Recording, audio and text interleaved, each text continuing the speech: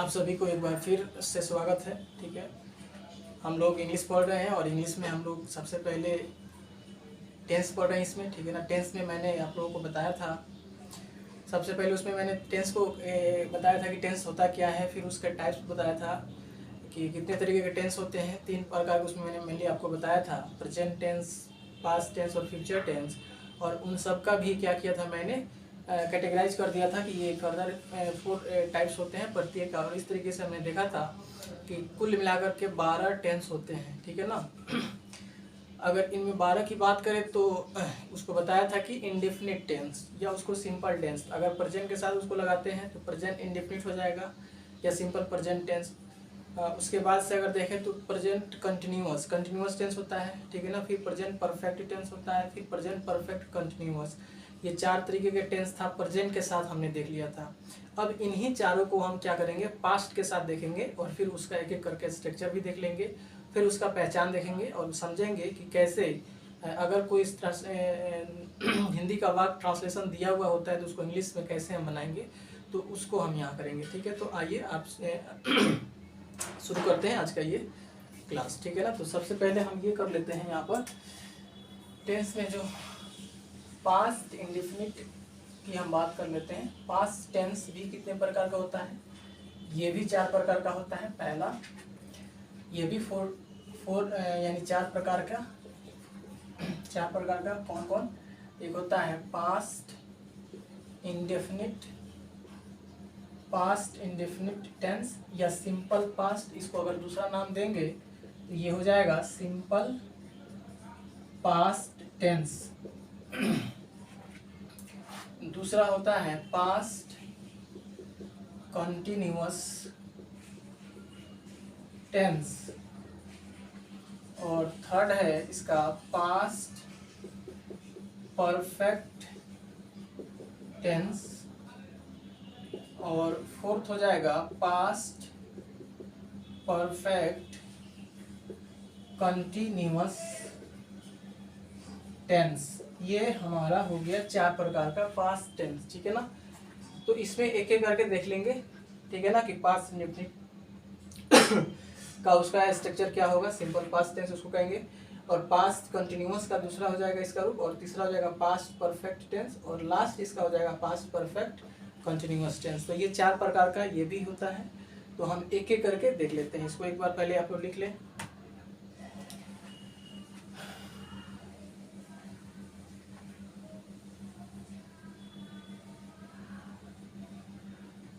तो चलिए अब शुरू करते हैं। पहला पास्ट इंडेफिनिट या सिंपल पास्ट टेंस। ठीक है ना, तो अगर सिंपल पास्ट टेंस या पास्ट इंडेफिनिट का, जैसे मैंने बताया था कि पहले कि अब जब से सबसे पहले चीज़ होता है कि टेंस जब पढ़ रहे हैं तो उसका पहचान पता होना चाहिए कि जो हिंदी वाक्य दे रखा है उसका पहचान क्या है। ठीक है ना, हिंदी जो वाक्य लिखा होता है, तो अगर इसका हम बात करें तो पहचान की अगर इसकी बात करें तो इसमें पहचान में होता है इस टेंस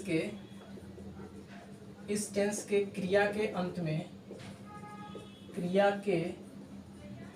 में चुका था,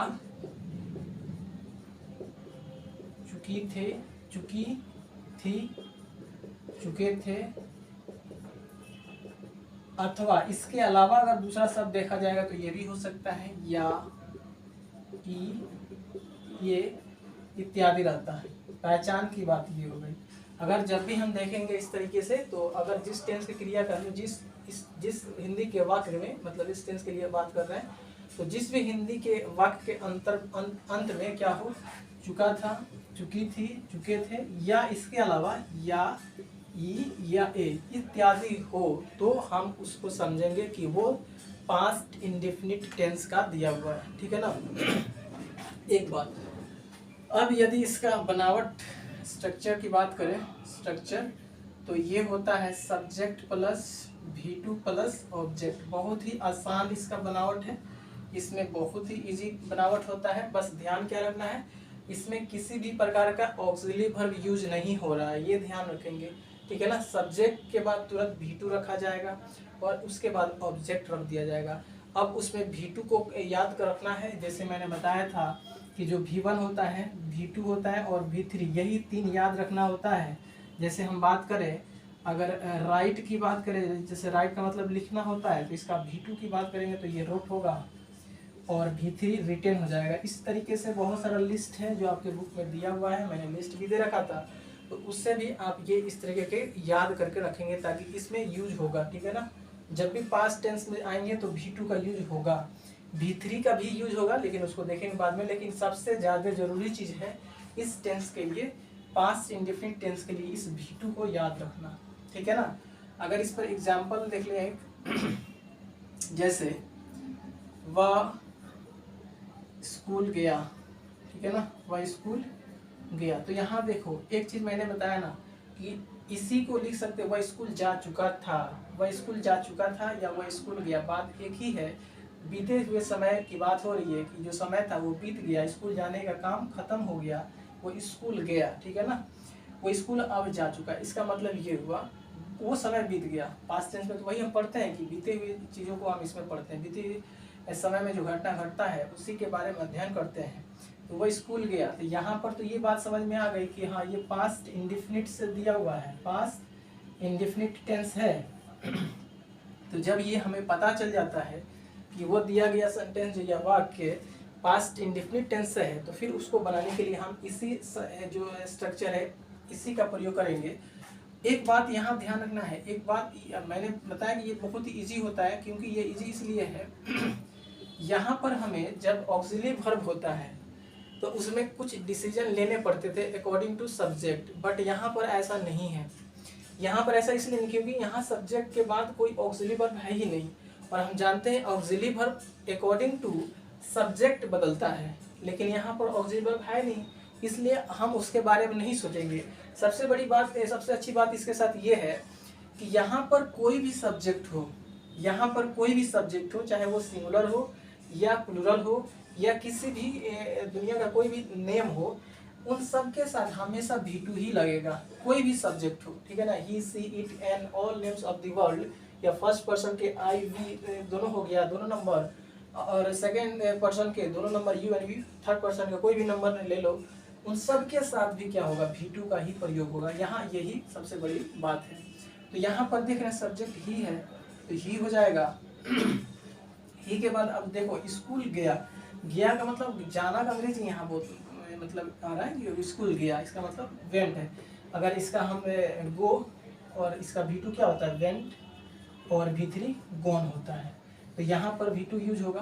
तो ही वेंट टू स्कूल, हम जानते हैं कि गो के साथ क्या लगाते हैं, टू लगाते हैं, तो ये टू हो गया, ही वेंट टू स्कूल। अगर यही कहता कि राम बाजार गया, ठीक है ना, मान लो ये बाजार गया था, ये भी बात वही है, राम बाजार गया था या जा चुका था, ये बात वही है, पास्ट इंडेफिनिट है। अब जैसे ही यहाँ हम देखेंगे तो सब्जेक्ट तो पता हो गया राम, अब राम हो कोई भी सब्जेक्ट हो और वो पास्ट इंडेफिनिट है तो उसके साथ हमेशा V2 लगाना है। तो राम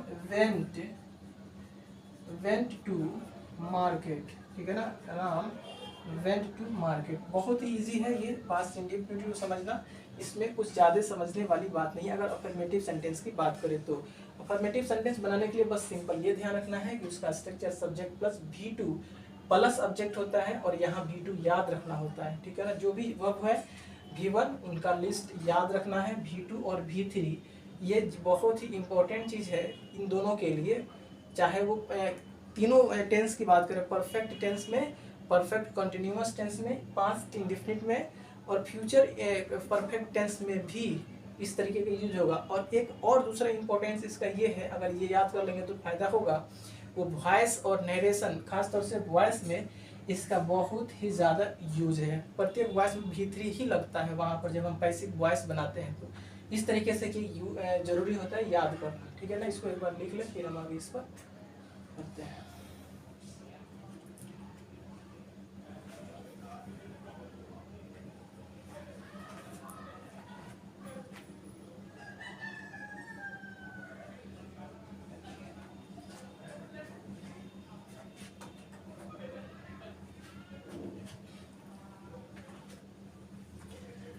चलिए अब इसमें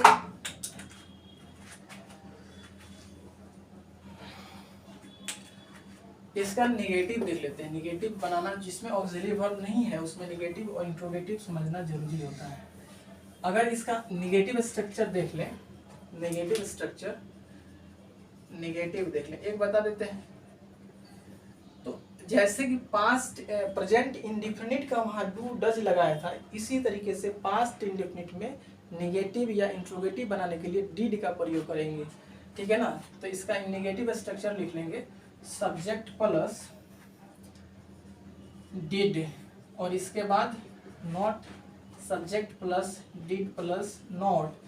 और ख़ास बात ये कि जैसे ही डू डज डिड लग जाता है उसके बाद हमेशा V1 का प्रयोग होता है, V1 का प्रयोग होता है, ठीक है ना। और ये ऑब्जेक्ट हो गया, ये हो गया निगेटिव स्ट्रक्चर। अब वही अगर बात करें इंट्रोगेटिव, तो इंट्रोगेटिव में दो होता है ना। इंट्रोगेटिव स्ट्रक्चर की बात करें तो इसमें दो होता है, एक WH वाला। तो अगर WH क्वेश्चन होगा तो WH क्वेश्चन प्लस यहाँ पर did plus subject plus V1 plus object question mark. अगर वो इंडेड क्लोज इंडेड होगा तो उसमें पहले डिड रह जाएगा, फिर subject plus V1 plus object, ये होता है इसका। अगर इस पर एक एक एग्जाम्पल देखें, तुमने यह काम क्यों की, ठीक है ना। अब ये देखो, तुमने यह काम क्यों की, यहाँ पर अगर है शब्द, ये वाला शब्द नहीं है इस तरीके से, तो वो क्या है की, इसका मतलब तुमने ऐसा क्यों की। पास्ट की बात हो रही है, ये प्रेजेंट की बात नहीं हो रही है। प्रेजेंट के लिए पहचान के लिए सबसे आसान चीज़ है कि उसमें है, हो, हूँ, इस तरह के शब्द मिलता है। तो बाकी पास्ट टेंस में इस तरह के मिलेगा। अगर ये नहीं है और गा गी के होता है तो फ्यूचर होता है, अगर ये दोनों नहीं है तो समझ जाना कि वो पास्ट टेंस से है, ठीक है। तो अगर इसका देखें तो ये क्या दिखा है, पास्ट टेंस में है, लेकिन पास्ट इंडेफिनिट का ये इंट्रोगेटिव है और ये WH क्वेश्चन है, यानी WH इस वाले स्ट्रक्चर से बनाएंगे। और क्यों का अंग्रेजी वाई होता है, तो यहाँ वाई हो जाएगा, why did you.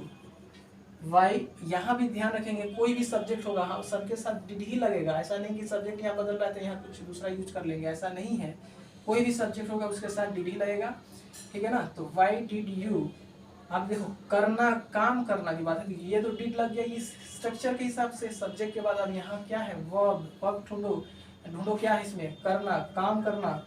Why did you do this work, करना का डू होता है, why did you do this work, ये हो गया, why did you do this work, तुमने यह काम क्यों की। अगर निगेटिव में एक दूसरा देख ले,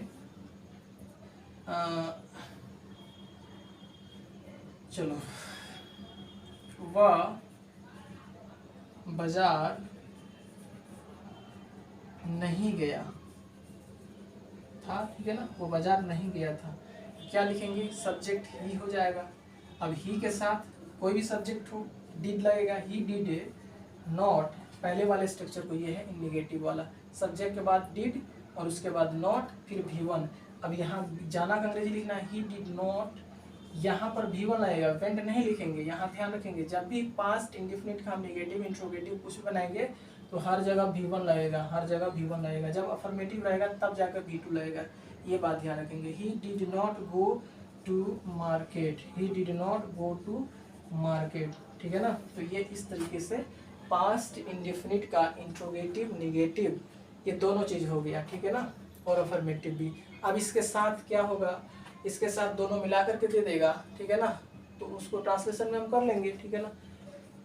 ठीक है, इसको लिखो,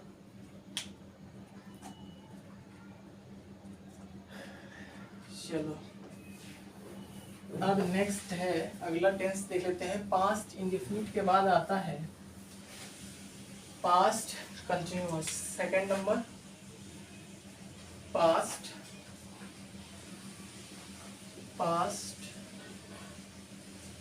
कंटिन्यूअस टेंस।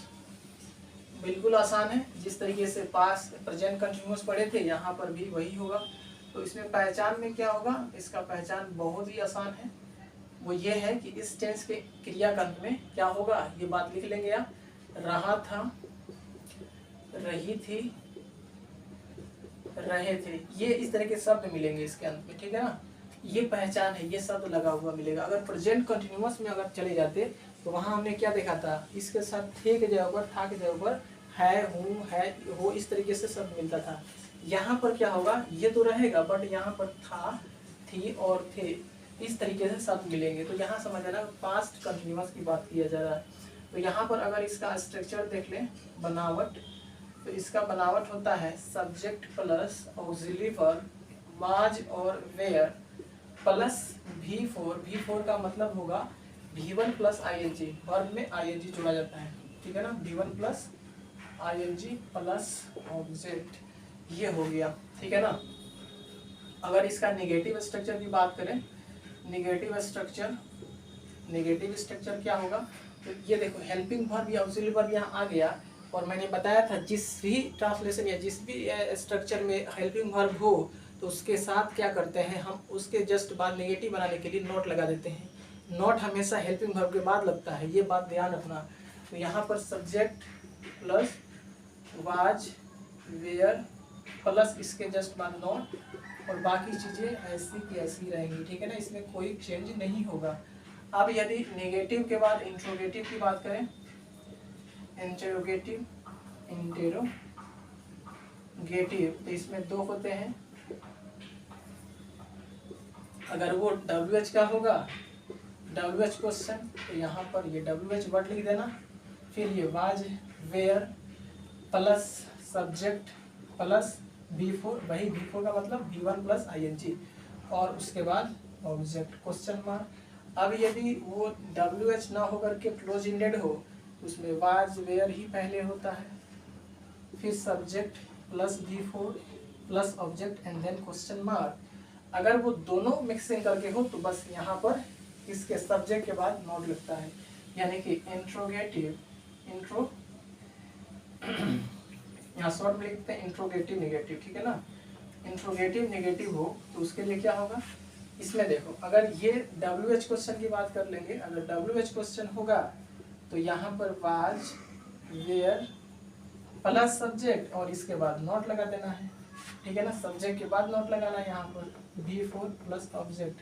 अब ये ध्यान देना, अगर इस हेल्पिंग वर्ब के साथ नॉट लगाते हैं तो यहाँ पर शॉर्ट फॉर्म यूज करेंगे, वाजंट लिखेंगे, वाज इस तरीके से वाजंट लिख देते हैं, या इसी को ऐसे लिख सकते हैं WH क्वेश्चन प्लस इस नॉट को इसके साथ लाते हैं तो यहाँ पर इसका शॉर्ट फॉर्म लिखा जाएगा, इस तरीके से लिखेंगे वाजंट या वारंट, वरंट इस तरीके से पढ़ेंगे, वाजंट या वरंट, और फिर ये नॉट यहाँ से हट जाएगा, यहाँ नहीं रहेगा, और बाकी चीज़ें इस तरीके से रहेंगी, ठीक है ना।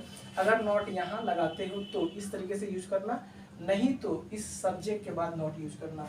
अब दूसरा आता है इसका ये वाला, तो यहाँ पर भी वाज वेयर प्लस सब्जेक्ट, इसके बाद नॉट लगा देंगे V4 प्लस ऑब्जेक्ट।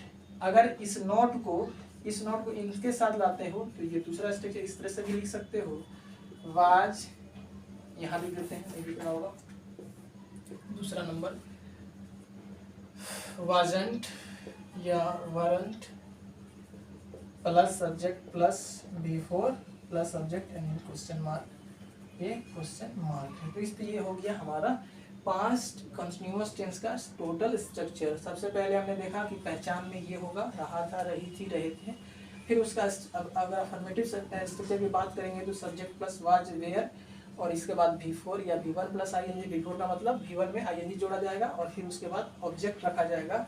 अगर नेगेटिव की बात करें तो हमने बताया कि अगर जिसमें हेल्पिंग वर्ब होगा उसके बाद नॉट लगा देंगे, वो नेगेटिव बन जाएगा। तो यहाँ पर सब्जेक्ट के बाद ये वाज वेयर और उसके बाद नॉट, फिर ये बाकी चीज़ सेम है। इंट्रोगेटिव की बात करें तो इंट्रोगेटिव में दो होता है, एक WH क्वेश्चन होता है, ठीक है ना, WH क्वेश्चन होता है, एक क्लोज इंडेड होता है।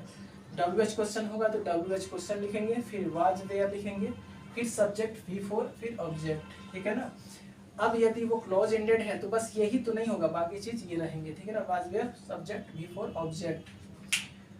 अब अगर नेगेटिव इंट्रोगेटिव दोनों बनाते हैं एक साथ तो उसमें क्या होता है, वाज वेयर के बाद यहाँ नॉट, यहाँ इस तरह से WH क्वेश्चन, फिर वाज वेयर, फिर सब्जेक्ट के बाद नॉट लगाते हैं। अगर नॉट को पूरे रूप में लिखना है तो सब्जेक्ट के बाद लिखना है, फिर बिफोर और ऑब्जेक्ट। इसी को हम लिख सकते थे, इस नॉट को इन दोनों के साथ अगर जोड़ना चाहे तो वाजंट होता है। जब वाज यानी कि यहाँ पर लिख देते हैं वाज प्लस नॉट को क्या पढ़ते हैं वाजंट, वेयर प्लस नॉट को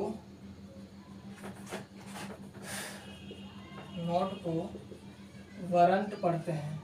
ये एब्रिविएशन है, याद रखना।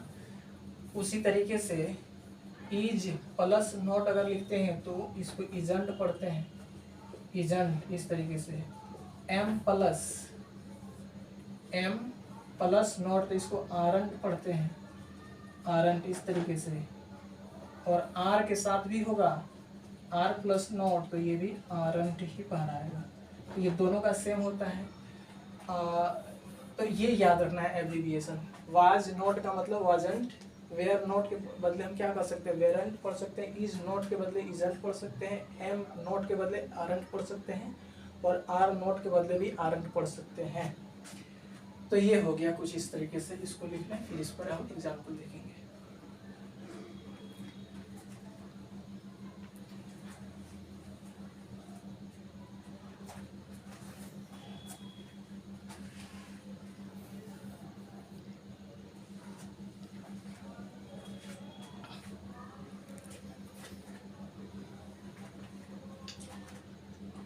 चलो अब देख लेते हैं इस पर एग्जाम्पल। बहुत ही आसान है ये, बाकी बुक से बनाते रहना है अपना। पहला एग्जाम्पल अगर देखें, मोहन क्रिकेट खेल रहा था।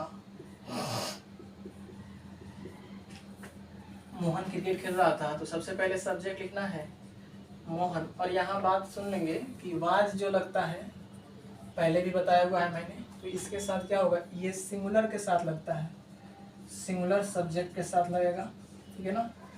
सिंगुलर सब्जेक्ट में कौन सा हो जाएगा, जैसे आई हो गया, ठीक है ना। उसके बाद यहाँ पर लिख देते हैं आई, फिर ही, she, it and any name, और कोई भी नेम होगा सिंगुलर नेम उसके साथ लगेगा, ठीक है ना। और वही वेयर की बात करें तो वेयर, इसका यूज प्लूरल सब्जेक्ट के साथ होता है, और साथ ही साथ यहाँ पर यू भी होता है ना, यू के साथ यू भी इसमें शामिल होता है, यू, फिर वी, फिर दे, ठीक है। और एनी प्लूरल नाउन, जैसे राम एंड श्याम हो गया, पेन्स, टेबल्स इत्यादि। यानी कि यहाँ पर क्या हो जाएगा, पेन्स, टेबल्स, इस तरीके से, ठीक है ना। ETC इस तरीके से जो आएगा उसके साथ वेयर का प्रयोग करेंगे। तो यहाँ पर होगा मोहन, देखो रहा था सब्जेक्ट के बाद सिंगुलर है ना, अभी क्या लिखे वाज, कोई भी नेम होगा तो मोहन वाज क्या क्रिकेट खेल रहा था, तो प्लेइंग, खेलना का अंग्रेजी प्ले, और उसके साथ ING, प्लेइंग क्या क्रिकेट, प्लेइंग क्रिकेट, ये हो जाएगा। दूसरा, मैं पुस्तक पढ़ रहा था, मैं पुस्तक पढ़ रहा था, तो फिर I was reading a book. वे लोग गीत नहीं गा रहे थे, ठीक है ना। तो वे लोग, दे, अब यहाँ दे के साथ वेयर, दे वेयर, और देखो नेगेटिव है तो इसके जस्ट बाद not, they were not singing. गाना का अंग्रेजी क्या होता है, गाना मतलब सिंगिंग, सिंगिंग क्या, और सॉन्ग, गीत का अंग्रेजी क्या होता है, सॉन्ग होता है, और गाना का अंग्रेजी सिंगिंग होता है, सिंग करना मतलब गाना। तो इस तरीके से एक और लिखते हैं, नेगेटिव पर भी बना लेते हैं।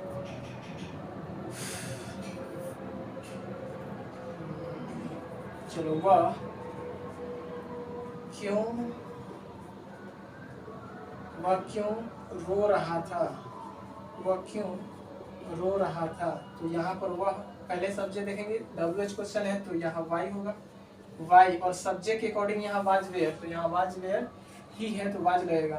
तो वाई वाज ही, और रोना का अंग्रेजी वीपिंग, तो वीप मतलब रोना, तो इसके साथ ING जोड़ दिया जाएगा, तो वाई वाज ही वीपिंग, तो ये हो जाएगा इस तरीके से। तो ये हो गया पास्ट टेंस का दूसरा रूप भी, यानी कि पास्ट कंटिन्यूअस टेंस, ठीक है ना। इसको लिखें और इसको समझें, बनाएं, ठीक है ना, समय बहुत कम है। फिर इसके बाद नेक्स्ट कल इन दोनों पर बात करेंगे, और उसमें हम देखेंगे past perfect tense. Past perfect tense जब हम समझ लेंगे तो फिर इस तरीके से जो पास्ट इंडिफिनिट है उसका यूज करना भी आप बेहतर तरीके से समझ पाएंगे। और एक चीज़ है कि पास्ट परफेक्ट टेंस थोड़ा महत्वपूर्ण है, वहाँ पर हम समझेंगे कि कहाँ पर पास्ट परफेक्ट टेंस का यूज भी करेंगे और किस तरीके से ट्रांसलेशन को बनाने में उसका हम प्रयोग करेंगे, उसका रूल्स क्या है, और फिर पास्ट परफेक्ट कंटिन्यूअस भी हम कल के क्लास में समझेंगे, ठीक है ना। आज के लिए इतना ही, ठीक है ना। बहुत सी जल्दी हमारा ये टेंस खत्म हो जाएगा, हार्डली 2 दिन लगेगा, क्योंकि आज ये हो गया, कल और नेक्स्ट उसके 2 दिन और लगेगा। 2 दिन में कोशिश करेंगे कि 2 दिन में ये खत्म हो जाए, फिर उसके बाद हम स्टार्ट करेंगे वॉइस, ठीक है ना। इसको लिखें और इसको समझें, ठीक है।